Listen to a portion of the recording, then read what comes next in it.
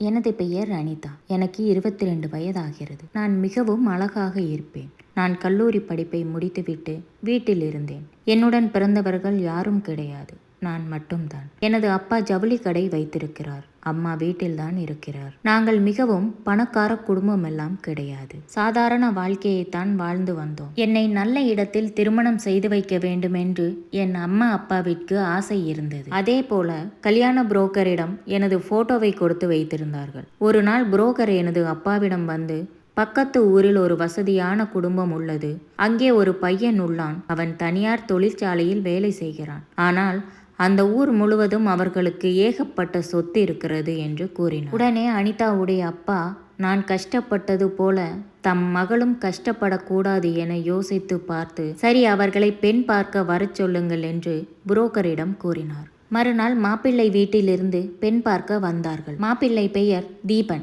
தீபனுக்கு அம்மா மற்றும் தம்பி உள்ளார்கள். ஆனால் அவனுக்கு அப்பா கிடையாது. நல்லது கெட்டது அனைத்தையும் தீபனுடைய அம்மா தான் பார்த்து கொள்வார். அவர்கள் அந்த ஊரில் வசதியான குடும்பம் மட்டுமல்லாமல் அவர்களுக்கென்று அந்த ஊரில் ஒரு பேர் உண்டு. பெண் வீட்டாரிடம் மாப்பிள்ளையுடைய அம்மா கலகலவென்று பேசுவதை பார்த்து, சரி, நம் மகள் இந்த வீட்டில் மருமகளாய் போனால் சந்தோஷமாக இருப்பாள் என்று முடிவெடுத்து திருமணத்திற்கும் ஒத்துக்கொண்டனர். ஆனால் மாப்பிள்ளை எதுவுமே பேசாமல் அமர்ந்திருந்தார். என்னவென்று மாப்பிள்ளையின் அம்மாவிடம் என் அம்மா கேட்க, அவனுக்கும் கொஞ்சம் கூச்ச சுபாவம், அதனால் தான் அவன் அப்படி இருக்கிறான் என்று கூறினார். பெண் வீட்டில் அதை பெரிதாக எடுத்துக்கொள்ளாமல் திருமணம் முடிவு செய்து வைத்து 2 மாதத்தில் திருமணமும் முடிந்தது. இப்படியே மாப்பிள்ளை வீட்டில் ஆட்டமும் பாட்டமும் சந்தோஷமுமாக அனைவரும் இருந்தனர். ஆனால் திருமணம் செய்த ஆனந்தம் தீபனுக்கு கொஞ்சம் கூட முகத்தில் இல்லை. அன்று பெண்ணை தனது நடு வீட்டில் அமர வைத்து அனைவரும் பேசிக் கொண்டிருந்தனர். அனைவரும் இனிப்புகளை கொடுப்பதற்காக பெண்ணையும் மாப்பிள்ளையையும் ஒன்றாக அமர சொன்னார்கள். அப்பொழுது தீபனுடைய அம்மா, தீபன் இங்கே வாப்பா என்று கூற, அம்மா, எனக்கு இதெல்லாம் பிடிக்காது, இது உங்களுக்கு தெரியாதா என்று தீபன் கூறினான். ஆனால் அவனுடைய அம்மா, இதெல்லாம் சம்பிரதாயத்துக்காகத்தான், வாப்பா என்று அவனை வரவைத்து அனிதாவின் பக்கத்தில் அமர வைத்தான். சொந்தம் அனைவரும் தீபனை கிண்டல் செய்து கொண்டிருக்க அவன் முகத்தில் கொஞ்சம் கூட சிரிப்பே இல்லை. அனைவரும் இப்படியே பேசிக் கொண்டிருக்க அங்கிருந்து தீபன் எழுந்து கிளம்பிவிட்டான். உடனே தீபனுடைய அம்மா, ஏன் இப்படி பண்றீங்க, அவனை பாருங்க, வெக்கப்பட்டு உள்ள போயிட்டான் என்று கூறினார். அன்று இரவு முதல் இரவு கொண்டாடுவதற்காக சந்தோஷமாக தனது அறைக்குள் அனிதா வந்தாள். அங்கே தீபன் படுத்து இருந்தான். உடனே அனிதா அவன் பக்கத்தில் படுத்து அவன் மேலே கையை போட்டாள். அது அவனுக்கு பிடிக்கவில்லை. உடனே அனிதாவின் கையை எடுத்து விட்டான். அனிதாவோ ஏன் இப்படி செய்கிறார் என யோசித்து விட்டு, சரி, ஒருவேளை களைப்பாக இருப்பார் என்று அவளும் தூங்கிவிட்டாள். மறுநாள் அனிதா எழுவதற்குள் தீபன் எங்கேயோ எழுந்து சென்று விட்டான். அனிதா அறையில் இருந்து வெளியே வந்தாள். அப்பொழுது அவளுடைய மாமியார் வீட்டை சுத்தம் செய்து கொண்டிருக்க, உடனே அனிதா, ஏன் அத்தை இதெல்லாம் நீங்க பண்றீங்க, என்கிட்ட சொல்லியிருந்தா நானே எல்லா வேலையும் செஞ்சிருப்பேனே என்றாள். உடனே அனிதாவின் அத்தை, நீ வந்து இன்னும் 1 நாள் கூட ஆகல, உனக்கு எதற்கு இவ்வளவு சிரமம், எப்படியும் நாளையிலிருந்து நீதானே செய்ய போறா என்றார். உடனே அனிதா, எதுக்கு அத்தை நாளையிலிருந்து, இன்றிலிருந்து செய்கிறேன் என்று வீட்டு வேலை அனைத்தையும் அவளை செய்தாள். உடனே அவளின் அத்தை, என் வீட்டில் ஒரு பெண் குழந்தை பிறக்க வேண்டும் என்று நினைத்தேன், ஆனால் கடவுள் உன் ரூபத்தில் அதை நிஜமாக்கி விட்டார் என்று அவளிடம் அன்பாக பேசுவது போல பேசினார். அப்படியே அந்த வீட்டு வேலை அனைத்தையும் அனிதாவே பார்த்து கொண்டாள். அன்று இரவு தீபன் வீட்டுக்கு வந்தான். வந்தவுடன் ஒரு அறைக்குள் சென்றான்.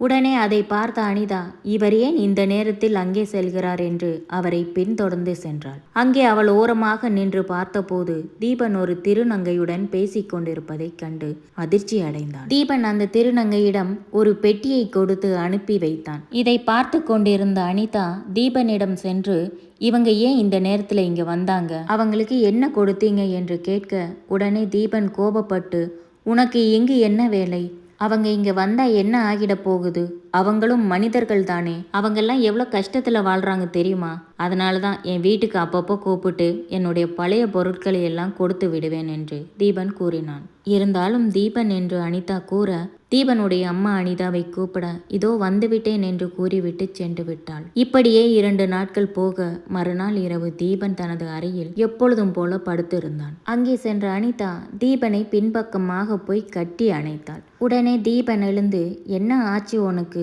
நீ இன்னும் தூங்காம இருக்க என்று கேட்க, உடனே அனிதா, 3 நாட்கள் தூங்கிட்டு தான் இருக்கேன் என்று கூற, தீபன் இரவு ஆனால் எல்லாரும் தூங்கத்தான் செய்வார்கள் என்றான். உடனே அனிதா, இங்க பாருங்க, எனக்கும் இரவில் எல்லாரும் தூங்கத்தான் செய்வாங்கன்னு தெரியும். நமக்கு திருமணமாகி 3 நாள் ஆச்சு. ஒரே படுக்கையில் இருவரும் படுக்கிறோமே தவிர நம்ம இன்னும் ஒன்று சேரவே இல்லை என்றாள். உடனே தீபன், இங்க பாரு, எனக்கு நீ சொல்றது நல்லா புரியுது.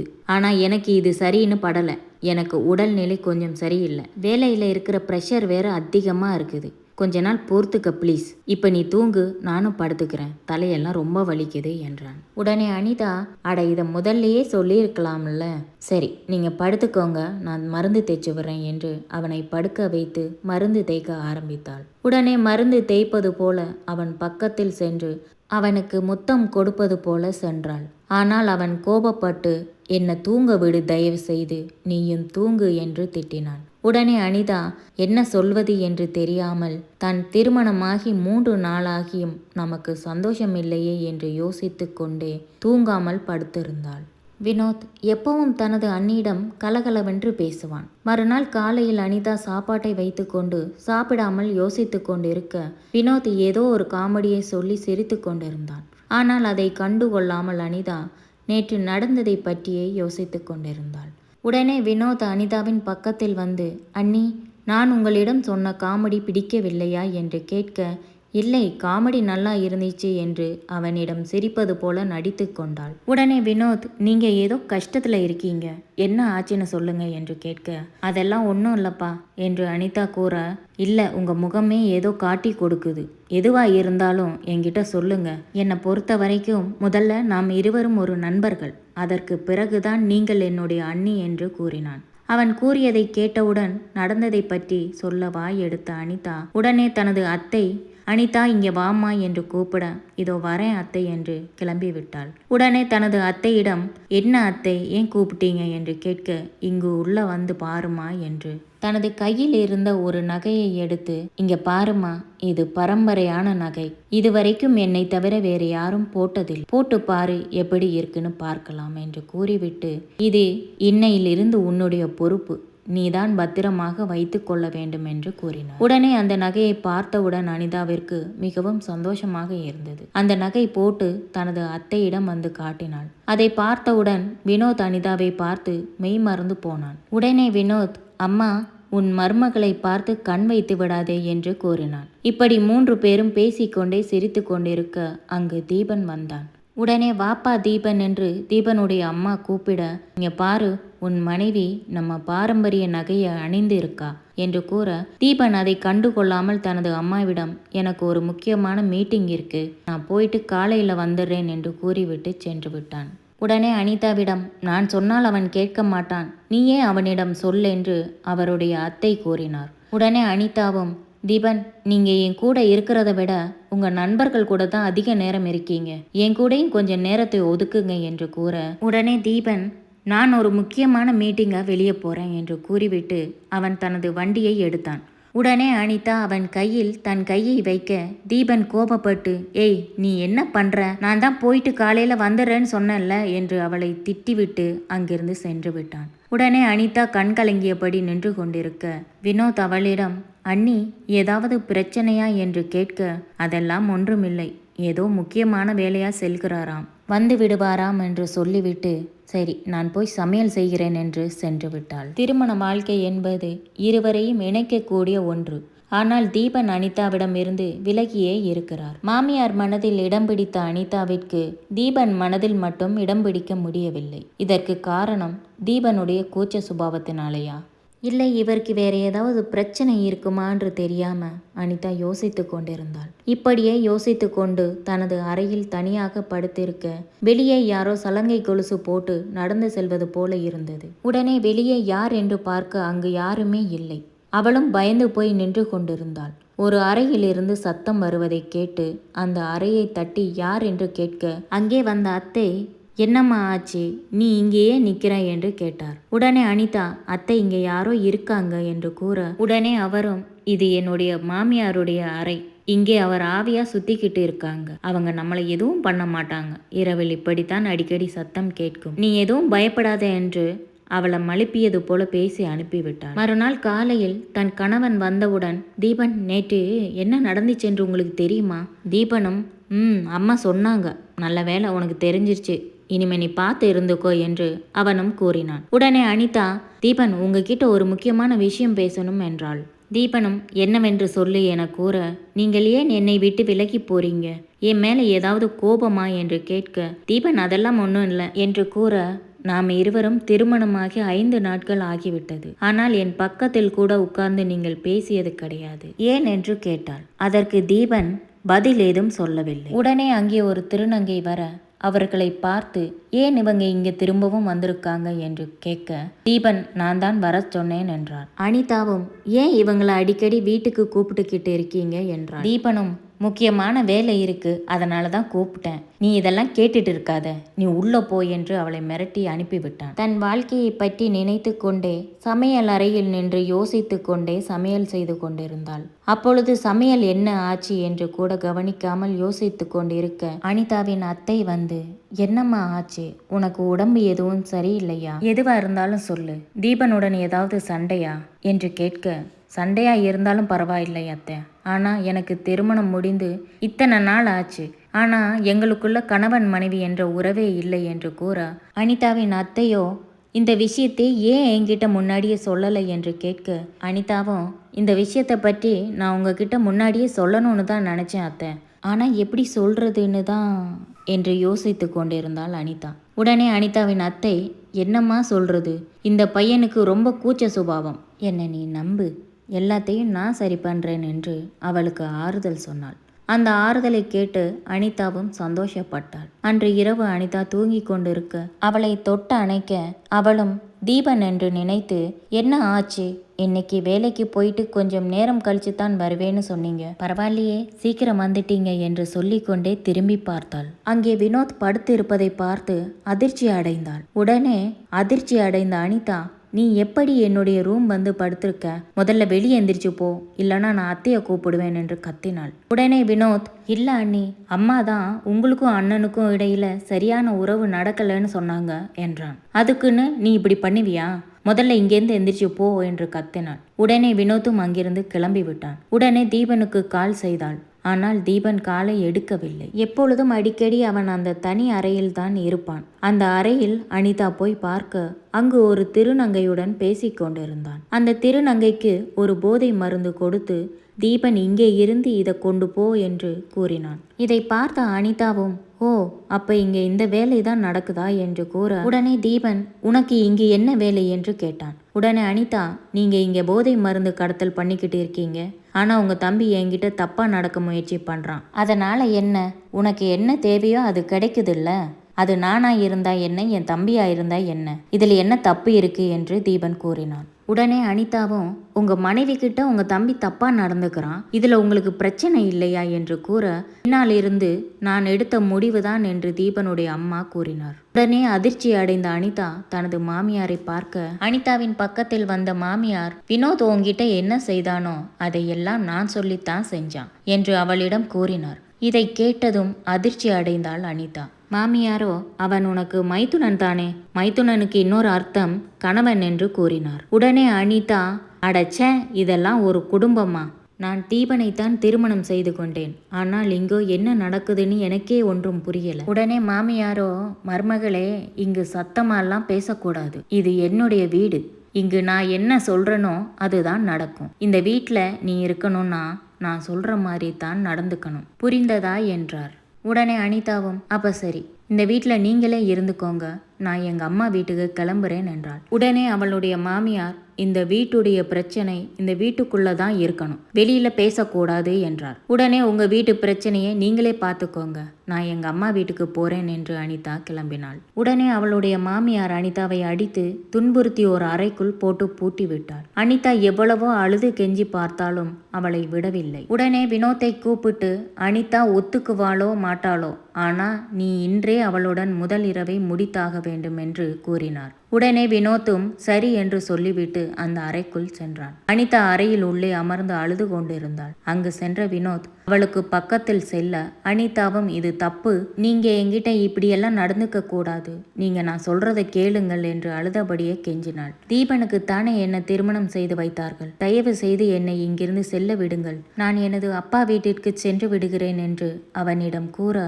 உடனே வினோத்தும் சரி அமைதியாக இருங்கள், கொஞ்ச நேரம் அமைதியாக இருங்கள், நான் எதுவும் உங்களை செய்ய மாட்டேன், இங்கே என்ன நடந்தது ஏது நடந்தது என்பதையெல்லாம் நான் இப்பொழுது உங்களிடம் சொல்ல மாட்டேன், இப்பொழுது நீங்கள் அமைதியாக இருக்கிறது நல்லது, நான் உங்களை எதுவும் செய்ய மாட்டேன், சிறிது நேரம் ஓரமாக அமர்ந்து விட்டு சென்று விடுகிறேன் என்று கூறினான். அதே போல சிறிது நேரம் கழித்து வினோத் வெளியே வந்தான். என் அம்மாவும் தீபனும் வெளியே நின்று கொண்டிருக்க தனது அம்மாவிடம், வினோத், அம்மா நீங்கள் சொன்னது போல எல்லாம் முடிந்து விட்டது என்று பொய் சொன்னான். இதை கேட்டவுடன் சந்தோஷப்பட்ட வினோத்தின் அம்மா தீபனிடம், நான் போட்ட பிளான் தோல்வியடைய வாய்ப்பே இல்லை, நான் போட்ட பிளான் வெற்றி அடைஞ்சிருச்சு என்று கூற, அதை கேட்டவுடன் தீபனும் சந்தோஷம் அடைந்தான். இப்படியே அடிக்கடி வினோத்துடைய அம்மா வினோத்தை அவளுடன் தனிமையில் இரு என்று அனுப்பி வைப்பார். ஆனால் அவன் தனது அண்ணியை எதுவும் செய்யாமல் எப்பவும் போல அமர்ந்து விட்டு வந்து விடுவான். இதை யோசித்து கொண்டே இருந்த அனிதா எதனால் இப்படி நடக்கிறது என்று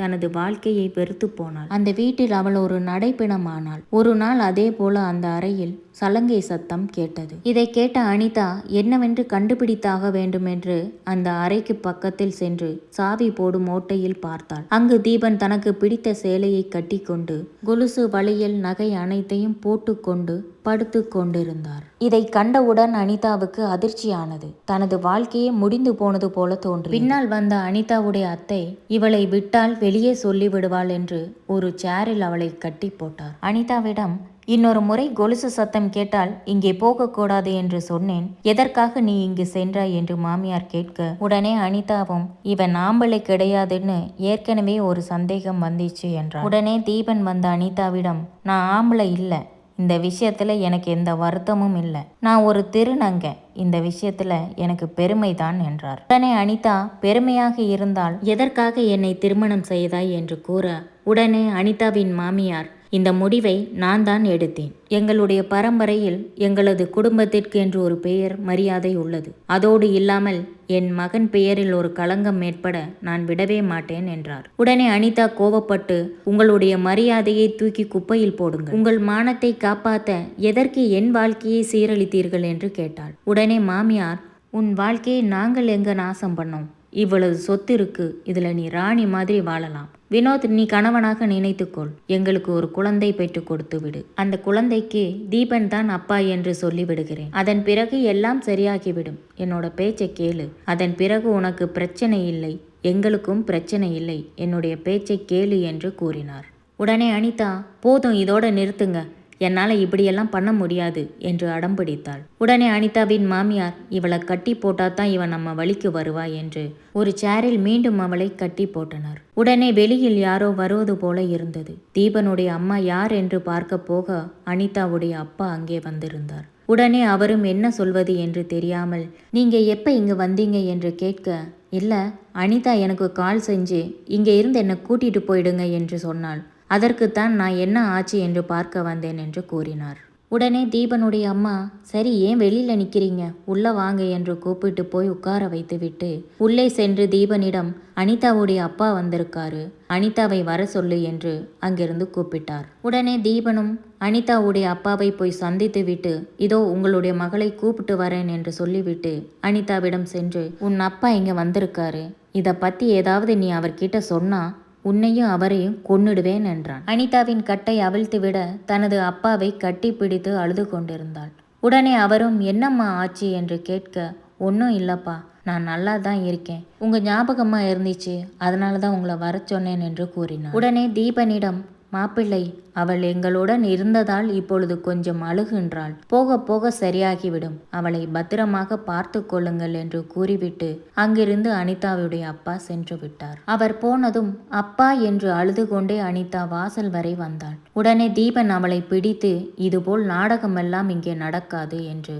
அவரை திட்டிக் கொண்டிருக்க, உடனே அனிதா அப்பா அங்கு வந்தார். உடனே தீபனை அனிதாவுடைய அப்பா ஓங்கி அறைந்தார். என்னுடைய பெண்ணுக்கு இப்படியெல்லாம் நடந்து கொள்ளாதே என்று புரிய வைக்கலாம் என்று மீண்டும் வந்தேன். ஆனால் இங்கே நடக்கிறது எல்லாத்தையும் நீ எனக்கு புரிய வச்சிட்ட என்று கூறினார். நான் உன்னை சும்மா விட மாட்டேன், ஞாபகம் வச்சுக்கோ. அனிதாவின் அப்பா கூற, நீ இங்கிருந்து வெளியில் போனால்தானே என்னை ஏதாவது செய்ய முடியும் என்று அவரையும் பிடித்து இருவரையும் ஒன்றாக கட்டி வைத்தனர். இவர்கள் செய்வதை ஏற்றுக்கொள்ள முடியாமல் நானும் துணை போவதை நினைத்து மனம் வருந்திய வினோத் என்ன செய்வது என்று யோசித்து விட்டு வெளியில் சென்று போலீசுக்கு கால் செய்து விட்டார். இவர்களை விட்டால் வெளியே போய் நம் கௌரவத்தை நாசமாக்கி விடுவார்கள், இவர்களை கொன்றுவிடு என்று தீபனிடம் அவனுடைய அம்மா கூறினார். தீபனும் திருநங்கையாக மாறி அவர்களை கத்தியால் குத்த முயற்சித்தான். உடனே அங்கு வந்த காவலர்கள் அதை தடுத்து நிறுத்தி அங்குள்ள அம்மா மற்றும் தீபன் வினோத் ஆகியோரை கைது செய்தனர்.